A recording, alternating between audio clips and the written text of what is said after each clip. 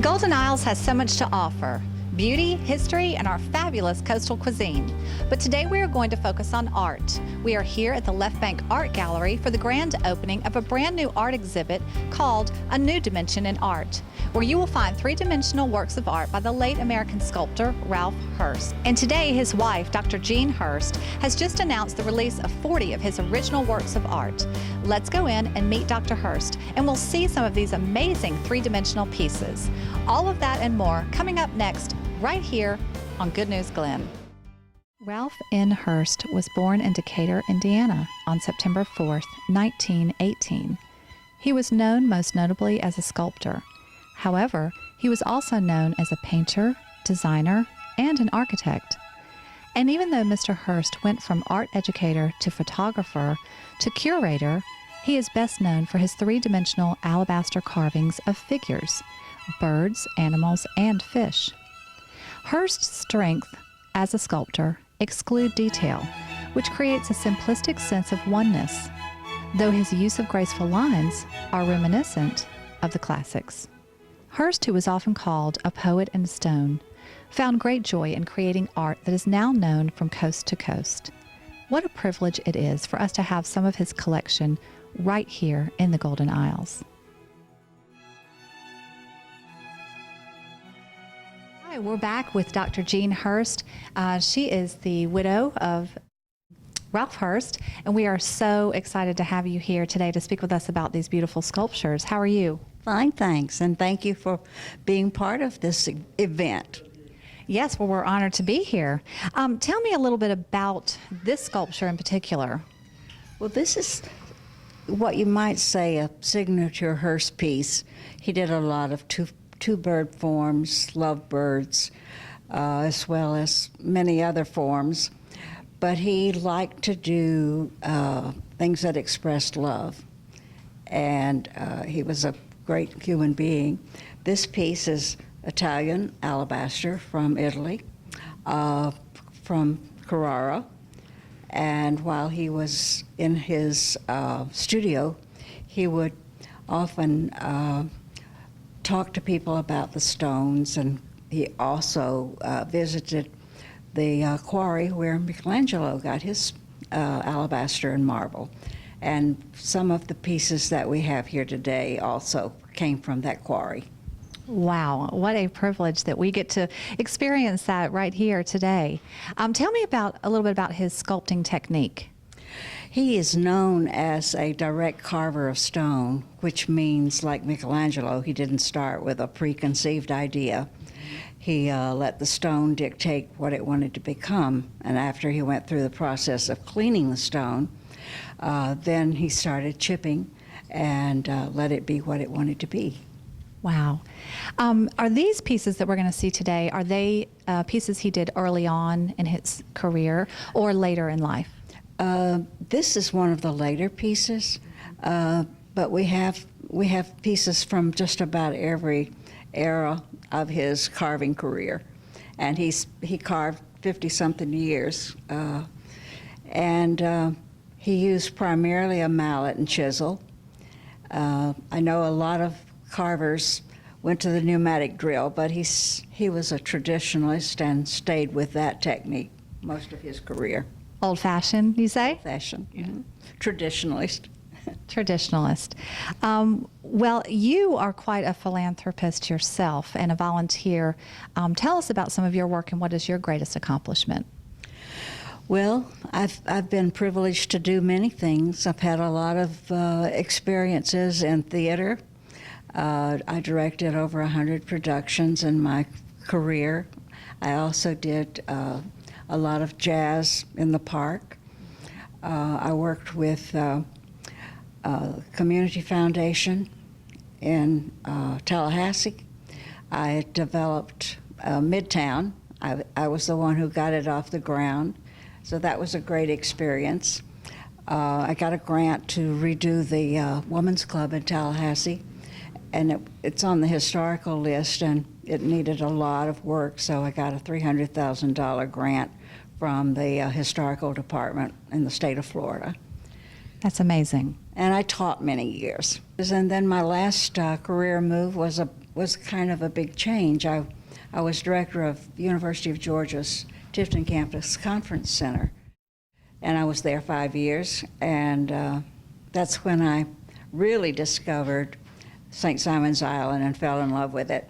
And I've been here 3 years now. Well, we're glad to have you. What a privilege once again. Thank you so much for speaking with us. You're a great promoter of your husband's work and a great philanthropist yourself, and we appreciate you being with us today. Well, thank you. It's a joy to be able to share this work with the people on the coast. Thank you.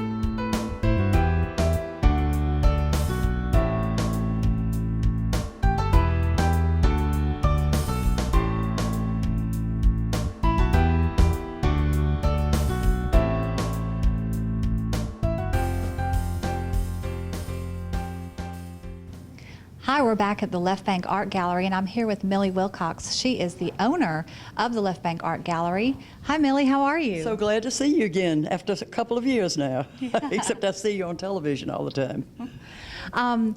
We are excited about this exhibit today. Tell me a little bit about this piece and the exhibit today. This is Carrara marble that we felt we wanted to have in the show because it's where Michelangelo got his marble. And when I first found out about Ralph Hurst over 3 decades ago, I'm going to say, I lived in Rome, Italy, and he spent a lot of time in Florence, although we didn't know one another then. But when we met here in the States, I was so excited to know that somebody loved Italy like I did. And then that's when we started handling some of his sculpture. Wow. Well, so you have a long history with the Hurst. I do. And you know Jean, of course. Jean Hurst, I've gotten to know her really well since she's moved here. I knew her before, but I was mainly dealing with Ralph at that time, you know. So this is a pleasure, wonderful that she's let us have this beautiful sculpture. It's all over the gallery, and I've never seen the gallery look so pretty. Dayna, I'll give credit for that. She did a beautiful job. We are excited to go look at all of these pieces in a minute, but tell me about your experience dealing with Ralph Hurst back in 1975 when you first exhibited his art. It was wonderful because it was to me, it was the finest art I'd ever had in the gallery as far as sculpture goes. And it just, it makes any room or any gallery just gives such a refined feeling to me. And I happen to love the touch of marble, the stone. It's very tactile. Mm-hmm. And I like it that we can turn these images on the base. It's a wonderful feeling to me. I'm a little bit passionate about it. I think you can tell. I can tell. It's very smooth and elegant. It is. So very, very nice to touch as well. So it certainly is. And I think it's amazing that the blocks of marble that he got from the same place that Michelangelo did outside of Florence is that when he got the blocks, he let the blocks dictate what the sculpture would be. Jean probably told you that already, but I think that's fascinating with his classical training and all. His works all a little contemporary, but the classical training really shows through. Well, what an honor to be here. Thank you for including us in this wonderful exhibit. You're certainly welcome, and I've enjoyed being with all of you. Thank you. Mm-hmm. Hi, we're here at the Left Bank Art Gallery at this beautiful art exhibit, and I'm here with Dayna Caldwell. She is the director of the Left Bank Art Gallery. Welcome, Dayna. Thanks, Avery. I'm so glad that you're all here today. Thanks for having us. Tell us a little bit about this sculpture to our right here. Can you tell me a little bit about that? This is a sun gold alabaster. It's a sculpture carved by Ralph Hurst, the late great artist. It's a very large piece. It's called Serpentine Dance.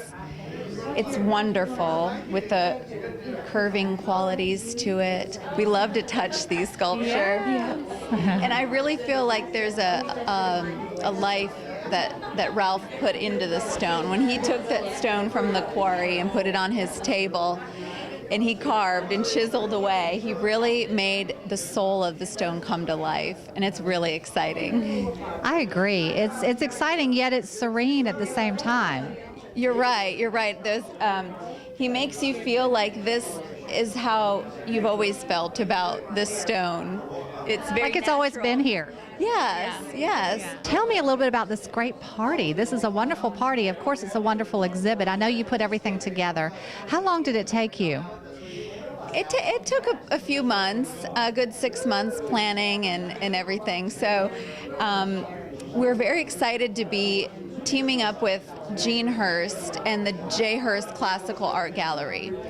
There's many more pieces that Miss Hurst has at her home from the collection. They've never been seen before to the public. So we will be able to take clients over there to see the rest of the collection as well. So to collaborate like that is something we love to do, and it's something unique and fun, and it brings a new dimension, is what we've been saying about this work, a new dimension to art and a new dimension to the Golden Isles and working together in collaboration. It's wonderful. So this is the grand opening tonight, but I know this exhibit's going to be held until when? Tell me when. Here in this gallery. We'll have the pieces here at Left Bank through June 5th, and then we may keep a few pieces around. We're just really excited to have them here, but of course private showings at Hurst Art Gallery would be indefinite. So Ongoing. yes, ongoing. Sounds great. Thank you so much for talking with us today. Thanks, Avery. Thank you so much. Thanks. Thank you for joining us as we discovered a new dimension in art. Join us again next time for more Good News Glynn.